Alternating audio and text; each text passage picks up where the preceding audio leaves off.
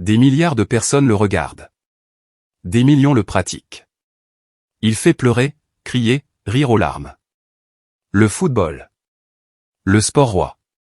Mais avez-vous déjà demandé qui l'a vraiment inventé? Parce que la réponse est bien plus complexe et bien plus fascinante que ce qu'on imagine. Pour trouver les racines du football, il faut remonter très loin.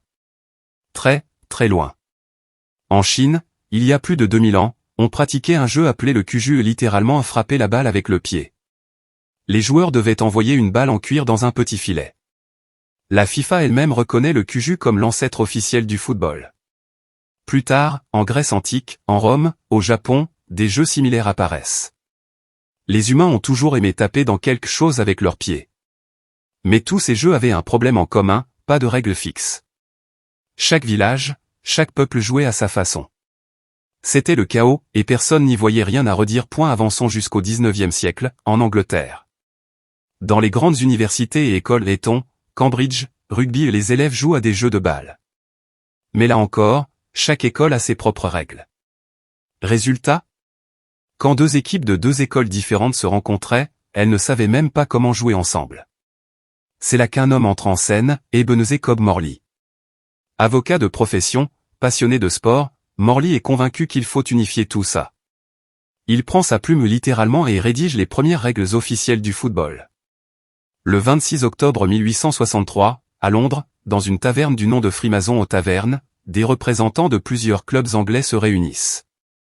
Ce jour-là, ils fondent la Football Association, la FA, et adoptent ses règles communes.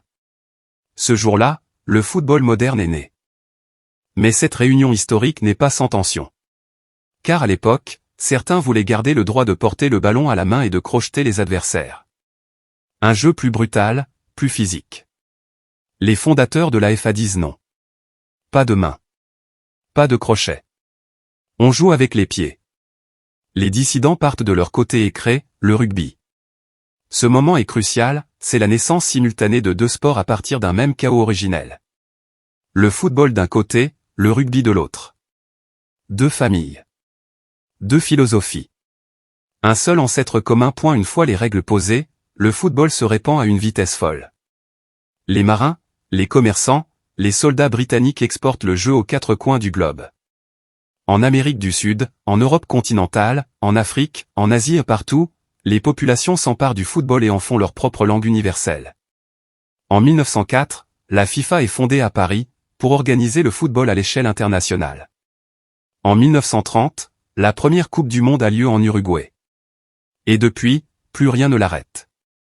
Aujourd'hui, la Coupe du Monde est l'événement sportif le plus regardé de la planète, devant les Jeux Olympiques.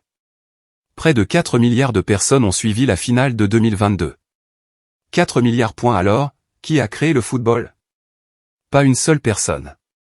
Pas un génie solitaire dans son garage. Le football est né de millénaires de jeux humains, de la passion d'un avocat anglais du 19e siècle, d'une réunion dans une taverne londonienne, et surtout, de millions de gens qui ont décidé, spontanément, d'adopter ce jeu simple et universel. Un ballon. 2 buts. 11 joueurs. Et toute l'humanité, réunie autour d'une même émotion.